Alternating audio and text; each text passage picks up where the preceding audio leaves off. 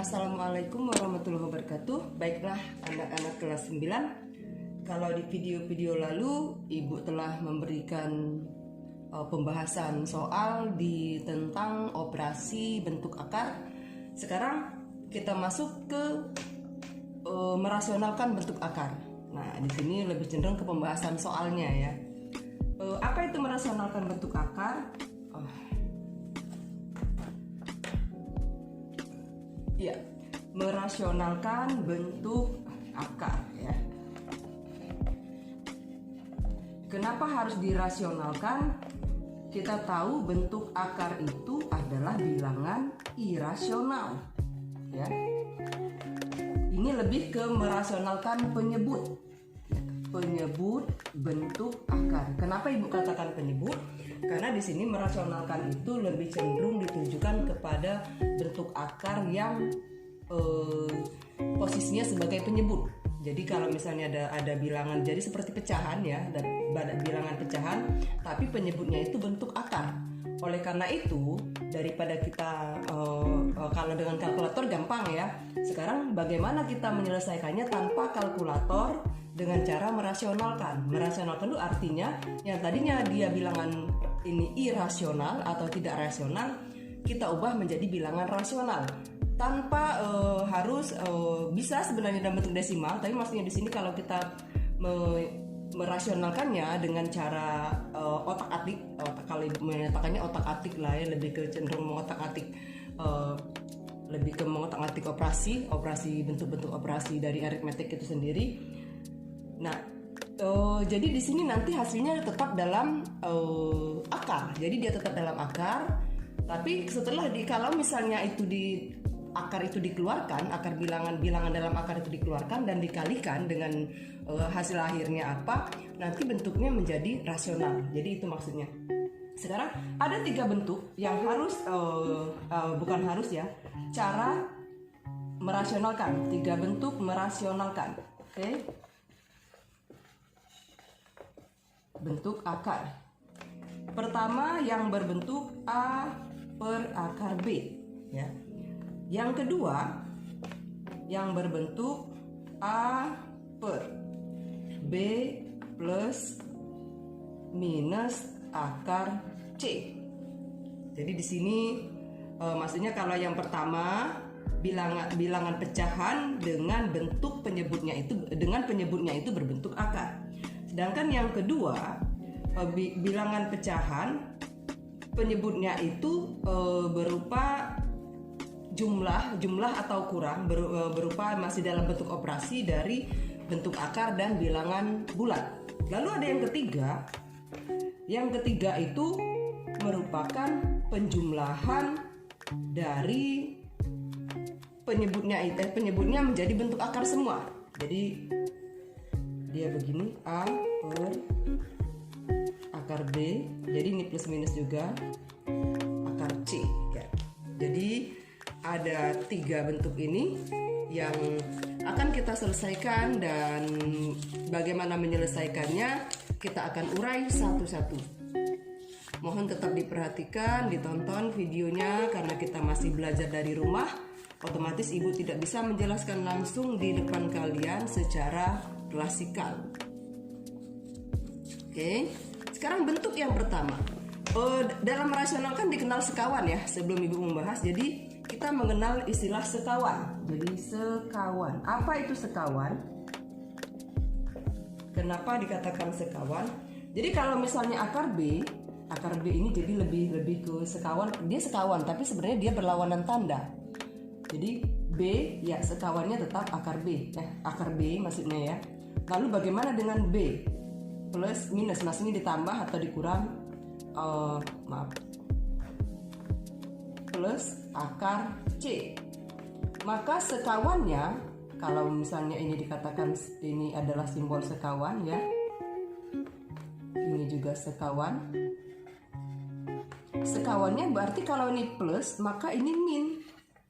Sebaliknya, kalau misalnya B min C, maka sekawannya adalah B min akar C, maka sekawannya adalah B plus akar C. Oke, kita stop dulu azan. Oke, baik, lanjut ya. Sekarang bagaimana tadi Ibu bilang kalau A plus akar B sekawannya adalah A min akar B. Coba perhatikan, kenapa dikatakan sekawan? Bilangannya tetap sama, bilangan bulatnya tetap A ke A, bentuk akarnya tetap bentuk akar dari B. Akar dari B. Hanya yang berubah tanda aritmetiknya, operasi aritmetiknya. Lalu yang ketiga, kalau misalnya akar B plus akar C, maka sekawannya apa? Ya sama. Jadi di sini ya akar B minus akar C. Jadi sekawan itu tandanya saja yang berubah. Oke, sekarang kita masuk ke yang pertama. Saya garis. Oke, bentuk yang pertama tadi adalah A per bentuk dari akar B atau A per akar B. Oke. Bagaimana merasionalkannya? Jadi ini sebenarnya merasionalkan itu berarti dikalikan dengan penyebut dari sekawan dari penyebutnya. Nah, akar B itu penyebutnya adalah sekawan itu. Bentuk akar dari B ini sekawannya adalah ya akar B. Maka kita akan mengalikannya dengan akar B itu sendiri. Kali akar B per akar B. Kalikan dalam perkalian bilangan pecahan, ingat ini pembilang dikali pembilang, penyebut kali penyebut, atau atas kali atas, posisinya bawah kali bawah. Maka ini kita dapatkan A kali akar B, A B. Jadinya kan A kali akar B AB, atau Ibu buat dulu biar tidak bingung. A Ibu dekatkan kali akar B. Hanya mendekatkan saja ini ya. Ini akar B kuadrat, ya kan? Sehingga diperoleh hasilnya A kali akar B itu A akar B, ya kan? Nah, sedangkan akar B kuadrat atau bentuk akar kuadrat dari B itu sama ya, hasilnya ya B. Jadi kalau mau ini ya akar B kuadrat, akar B dikuadratkan ya hasilnya B, bilangan itu sendiri. Kemarin kita sudah belajar sifat-sifat. Akar A kuadrat itu sama dengan akar kuadrat dari A, yaitu hasilnya A. Nah, ini juga, ini contoh nyatanya adalah misalnya 2 saja, akar 2 kuadrat. 2 kuadrat itu 4, kalau ditarik akar lagi ya tetap 2, ya kan? Jadi seperti itu. Maka ini menjadi B hasilnya, sehingga bentuknya berubah menjadi A per B akar B. Nah, ini hanya penulisan bentuk lainnya saja. Sampai sini sudah benar ya, oke? Tidak masuk. Nah, ya oke. Nih. Hanya penulisan bentuk lainnya saja yang Ibu lingkari ini. Sampai di sini sebenarnya sudah betul. Akan tetapi biasanya dituliskan dalam bentuk lain A per B. Jadi bilangan bulat per bilangan bulatnya dulu atau bilangan pecahannya. Lalu bentuk akarnya menjadi faktor perkaliannya sama saja sebenarnya, A akar B per B atau A per B kali akar B. Jadi seperti itu ya. Oke, sampai di sini Ibu masuk ke contoh dalam bentuk bilangan ya. Oke, contoh 1, Ibu buat 2 per akar 3. Bagaimana penyelesaiannya? Sama, sekawan dari akar 3 adalah akar 3. Maka kita akan mengalihkan 2 per akar 3 ini dengan akar 3 per akar 3. Nah, tapi tidak boleh dicoret karena kita ingin merasionalkan, jadi harus kita kalikan. Oke, 2 kali akar 3.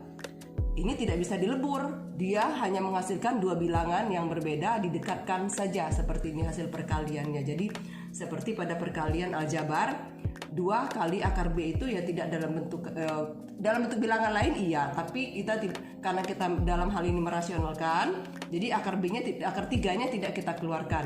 Jadi 2 akar 3 per akar 3 kuadrat. Akar 3 kuadrat tadi sama seperti akar B kuadrat. Hasilnya adalah bilangan dalam akar. Langsung saja kita buat, oh berarti per 3. Maka kita bisa menuliskan dalam bentuk lainnya, dalam bentuk lain seperti yang di atas ya, sebenarnya 2 per 3 akar 3. Jadi penulisannya begitu. Baik, sekarang soal yang kedua. Kita ambil yang lebih tinggi, bilangannya 7 per akar 13. Oke. Ibu coba ambil ya akar 13 saja ya. Maka ini menjadi 7 boleh langsung, tapi ini Ibu tulis dulu ya. Akar 13 dikali akar 13 per akar 13 sama dengan, sehingga dihasilkan 7 akar 13 per akar 13 dikali akar 13, 13. Jadi kalau dia masih sama ya keluarkan saja langsung 13. Sehingga bentuk penulisan lainnya itu 7 per 13 akar 13. Baik, sampai di sini Ibu rasa untuk bentuk yang pertama bisa dipahami ya. Silahkan dipelajari dan cari contoh-contoh soal lainnya, boleh di buku paket kamu, boleh juga di